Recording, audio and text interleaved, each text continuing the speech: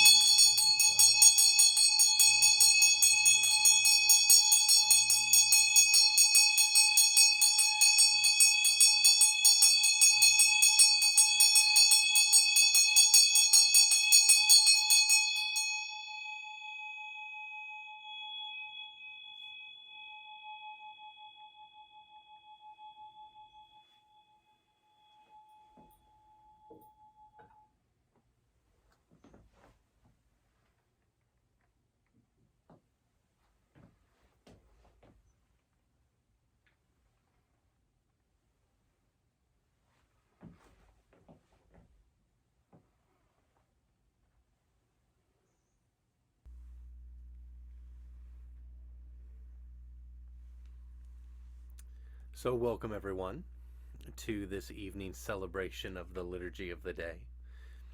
My name is Osho Brad with the Dragonfly Sangha, and very excited to be with you all this evening. So, let us begin by sharing the peace. May all beings awaken to that peace which is our true home. Let us take refuge. I take refuge in the ground of being within which I live and move and breathe. Let us make the accord. I take sanctuary in the heart of being, accepting all of my delusions in thought, word, or deed, born of ignorance, hatred, and greed. Let us give thanks. I give thanks for all beings, awakening to the interbeing of all nature.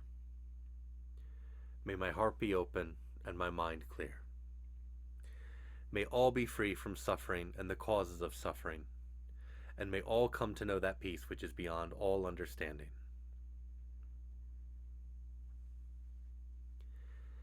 Since it is the practice of enlightenment, that practice has no beginning. And since it is enlightenment within the practice, that realization has no end.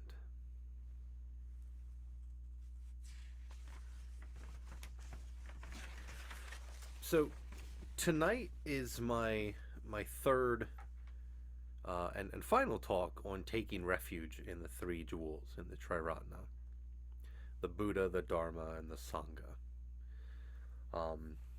And taking refuge, you'll remember, is making that choice to take these three things with us: Buddha, Dharma, and Sangha, and taking them with us on our path.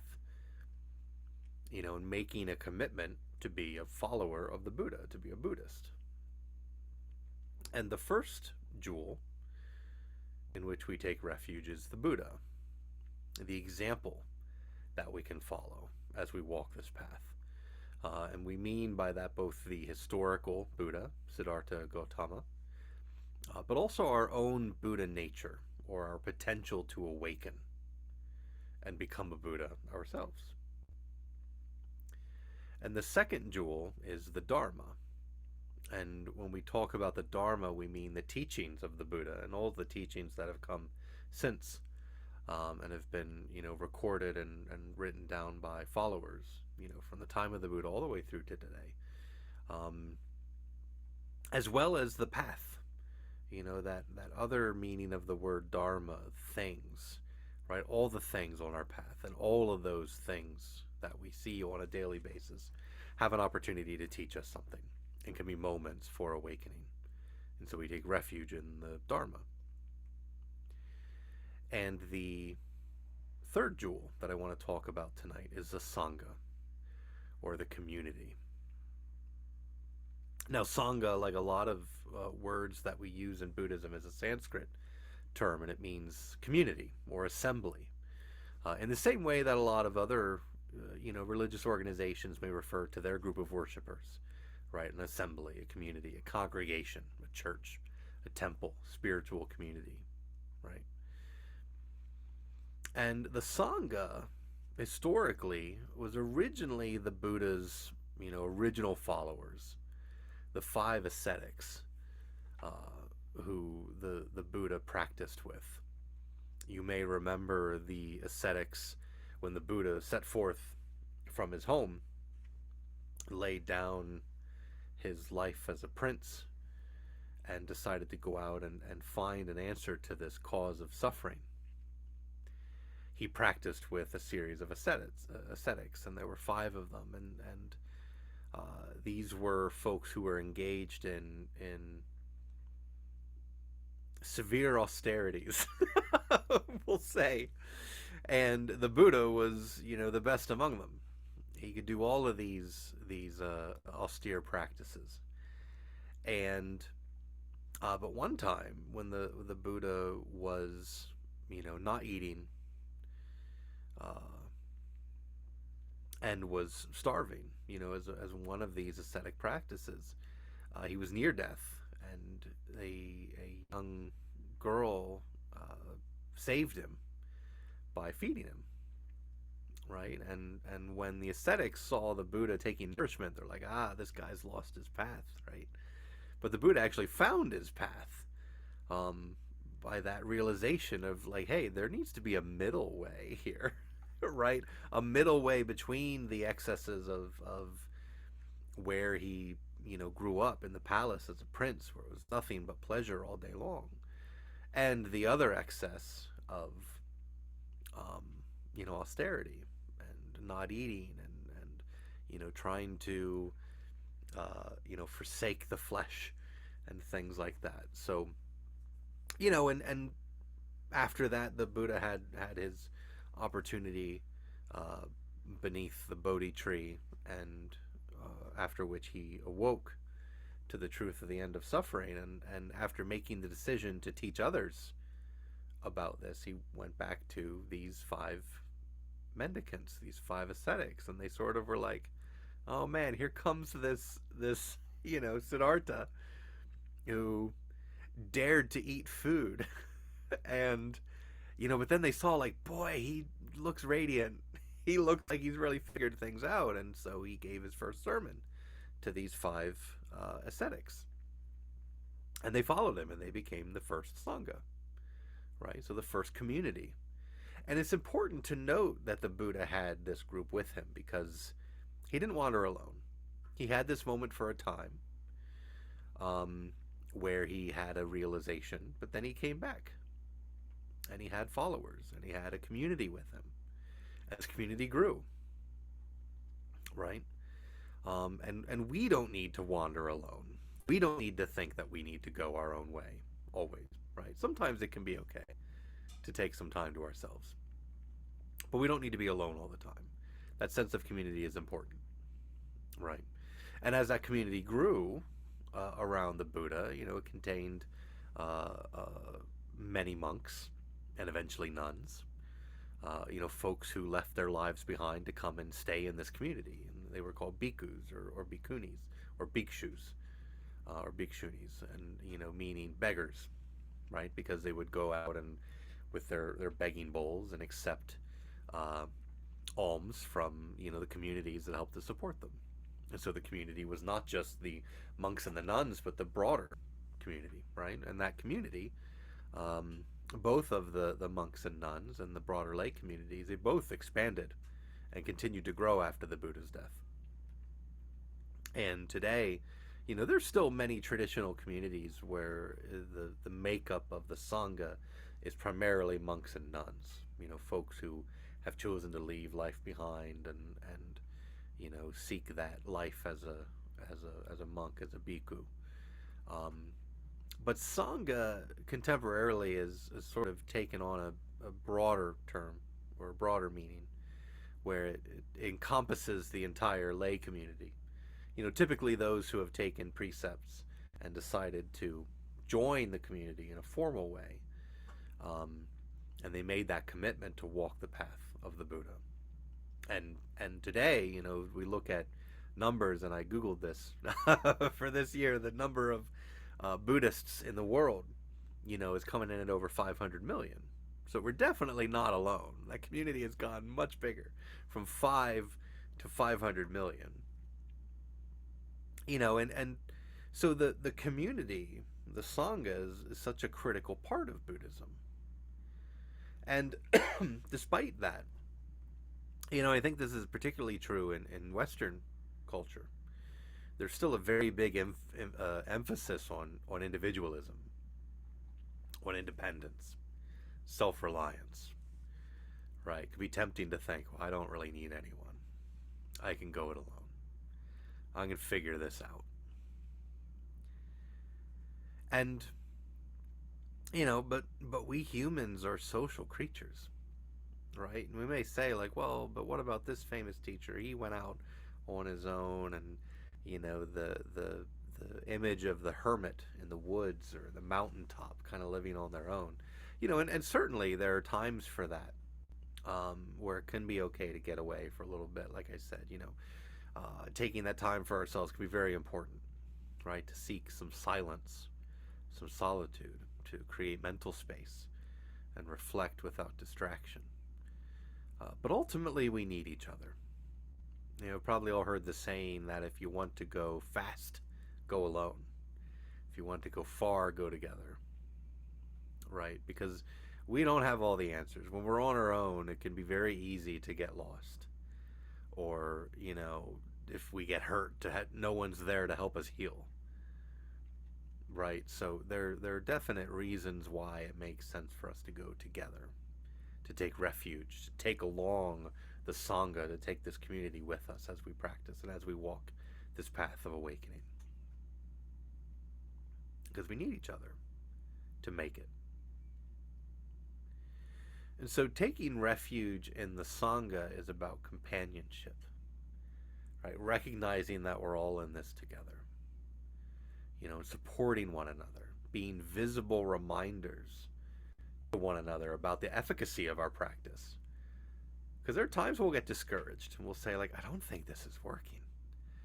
Or it was working really well at first, but then this thing happened at work or over the holidays, while family was getting together, and oh man, I just forgot my practice.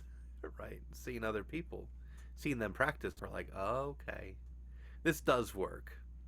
I just got stymied a little bit, but it was good to have that reminder in the form of another person who was also practicing, to show us, like I said, the efficacy, the effectiveness of our practice, of our path. And so there are, a variety of benefits to taking refuge in the Sangha. Because taking refuge in the Sangha is to admit that we aren't going to go it alone. Remember our definition of taking. Oftentimes we think of refuges as a place where we stay, but taking refuge in this regard is taking it with us, right? Going with, taking the community with us. So a Sangha is a group of practitioners that we travel with. And this matters because on any journey, we need people who we can connect with, right? It's one of the first benefits of the Sangha, is people who we can connect with and bear witness to, and have someone bear witness for us, right? To our successes, our breakthroughs, to our struggles when things aren't going well, to support each other in those tough times when we really need it. And again, to remember that we're not on this path alone, even though it can feel a little lonely sometimes. So a lot of our suffering emanates from a sense of being separate. And a community can remind us of our connection, right? be a very visible presence in our lives when we need it. Here's the thing, let's face it, despite there being over 500 million Buddhists in the world, unless we live in one of the few countries where, there are large numbers of Buddhists, like China, Thailand, Burma, Japan, likely, especially in the West, likely if you're a practicing Buddhist, you're kind of in the minority, likely in your community, right? Community mean neighborhood, town, city where you live. And so it's nice to see that other people are walking the same path as you. That can be an excellent reminder. So it's one of the benefits of taking refuge in the Sangha is being there to support one another and remind one another that we're not alone. Right? A second benefit of taking refuge in the Sangha is that we have people to learn from. Right? We can learn from books, Dharma talks, videos, things like that, but having folks who we can, spend time with in community can teach us things. It gives us an opportunity to hear from folks who've gone before us, overcame hurdles maybe that we're dealing with right now, right? Which gives us faith, right? Remember, faith is something that we experience when we see someone else has gone before us and done that thing that we're struggling with. So it gives us faith, and that faith is important because the faith compels us to continue our practice. And so Sangha is being surrounded by folks who can help us develop faith because they've gone before, they've done similar things. We can be that person for other people, right? I used to struggle with that, and I overcame it. And here's how. And I talked in the last my last Dharma talk around the Dharma, the teachings. And there are lots of teachings that we can read and lots of teachings that we can listen to. But the wonderful thing about a community is there are folks within that community who can share their reflections on the teachings, right? So what it means to them, what insights they've gotten from those teachings. But hearing something in a new and a different way can be really effective for helping us understand. Hearing things explained in a way we've never heard before, or encounter new teachings. Maybe someone makes a recommendation or shares something that they had read. Or they can explain a particularly difficult teaching to us. Or they can correct us if maybe we've misunderstood a teaching, and it's causing us to suffer or inadvertently, make others suffer. Right? An example I use a lot of times is, it's easy to misunderstand some Buddhist teachings around like, we need to destroy the ego. Yuck. The ego's gross. We need to get rid of it. Right? It's not really what is being taught. And so, it's one of those things that someone who may be new to Buddhism may kind of latch on to, but it can be useful in a communal setting for people to say, like, actually, here's what that means. Here's how you should think about that. So to be corrected. Even these Dharma talks, at least I hope, are an important offering from priests in our community, in our Sangha. Whether you're listening on YouTube, watching the video, or listening to our podcast where we post these as well. That is an act of taking refuge in the community, benefiting from the insights of our community of priests. So that's the second benefit, is having folks to learn from. And the third benefit is being able to come together and celebrate liturgies together, just celebrate together, right? Not only our annual liturgies that are an important part of our calendar, where we remember, important practices. We remember the life of the Buddha, the journey that he took, such as with our annual Satori liturgy that we'll be celebrating later this month, that I hope you'll be able to join us for. But also celebrate when people enter the community by taking the precepts, or when someone makes a commitment to enter seminary, right? Or as they, study in seminary and they're ordained as shuzos, or when they're fully ordained as oshos, as full priests in our order, in our communities. We celebrate that together. It's very meaningful when people come together for that. I remember When I first entered seminary, I went to see one of my fellow priests get their final ordination, and that was a very important thing, to see that process and kind of understand that continuity of that's what I'm working toward, right? And we celebrate our weekly liturgies, with each other every Monday or Wednesday, whether it's in person in Camp Hill with Osho Michael, or here virtually with Osho Brad. We recite passages together, we chant, we offer incense and solidarity, and we sit in meditation together. And that's an important thing to do. Whether maybe you're alone in your house right now, or you're alone in a room, watching this video and getting ready to spend some time in silent reflection, but you're not alone, right? We're all doing this together as a community, and that's important too. And so, taking refuge in the Sangha is to stay connected with the broader Buddhist community. Maybe locally in a community that you belong to, or virtual community. But Buddhists all across the world, that 500 million folks who are practicing.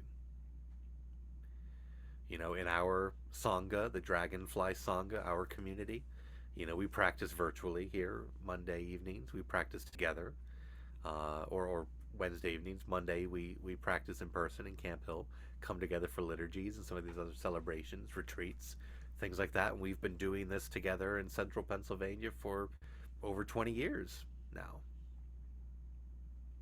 And so we are a part of that legacy of Buddhist community, started by those 5 ascetics who followed the Buddha.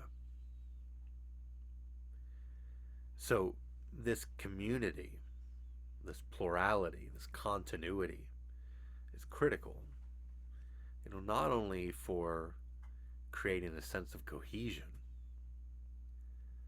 but also for fulfilling our vows as practitioners. And, one of the vows we make, and we do this every time we close one of our liturgies, is to make the 4 immeasurable vows.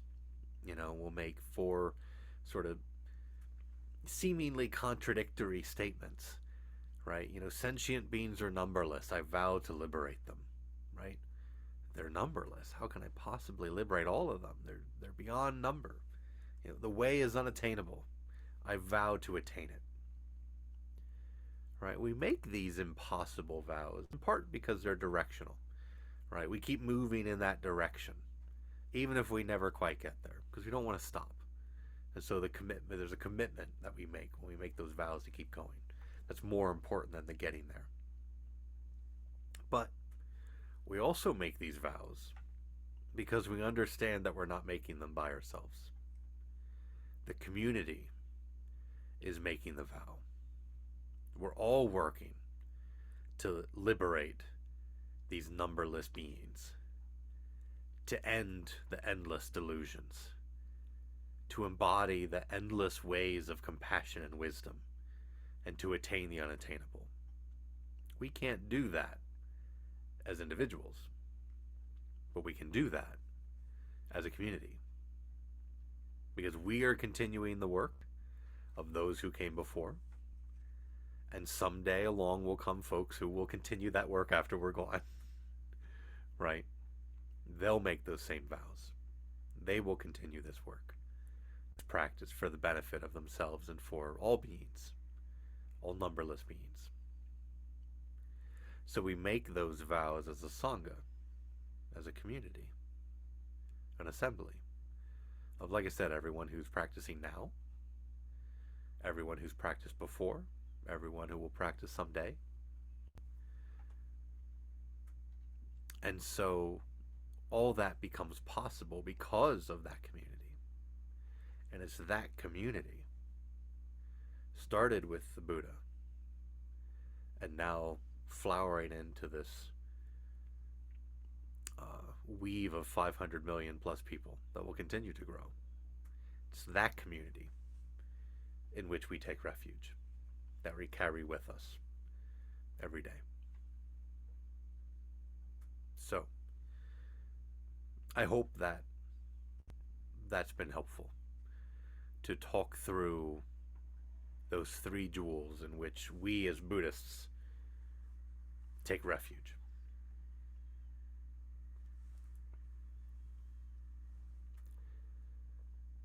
The moment we receive true and trusting, solid and clear like a diamond, infinite light and life embrace and protect us, liberating us completely.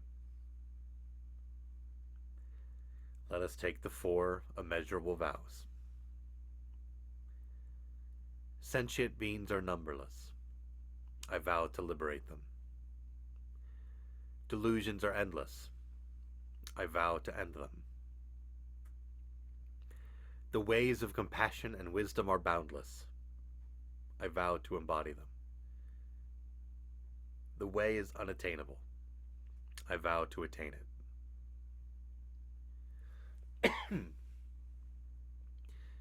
Let us take the precepts for the community of the vow.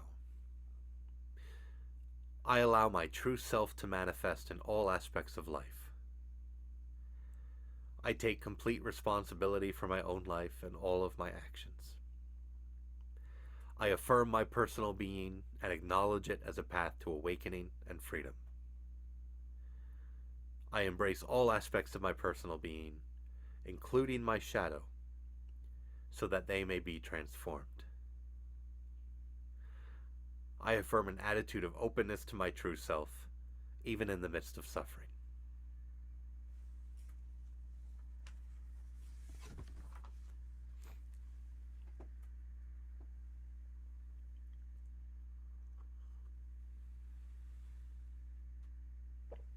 So, we will, as we always do, take some time to chant the Nembutsu, light incense, and then spend some time in silent meditation and reflection. So, as we chant the Nembutsu, we will chant Namu Amida Butsu.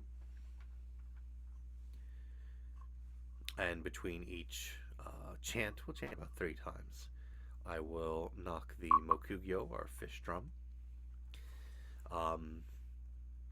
After which I will ring a bell, and we'll spend some time in meditation. And I'll ring the bell once more after a few minutes to bring us back. And then we will close.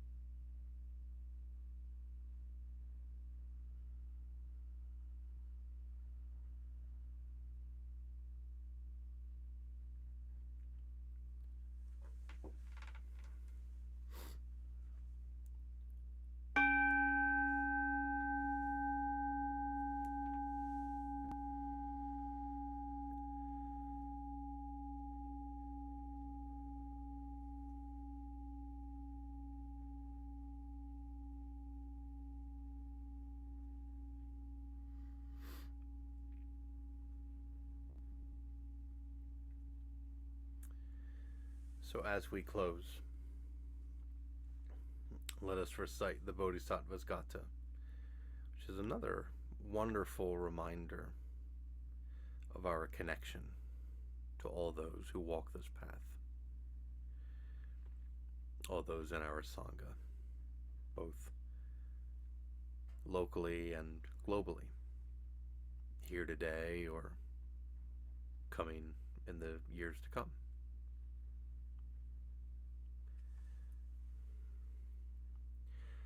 We dedicate this practice to the welfare of all beings throughout space and time. May it always be so. So I hope that you found these words and this time spent together in community helpful. And if you would like to learn more about us or our practice or our Sangha, the Dragonfly Sangha, you can find us online at dragonflysangha.com. Sangha being Sangha, so dragonflysangha.com, or at asksenseitony.com, who is the head of our order, Sensei Tony. And so if you want to learn more about us or you would like to speak to someone, as we offer mindfulness counseling services as well. So I hope that we will see you again next week, and that you have a wonderful rest of your week. Thank you.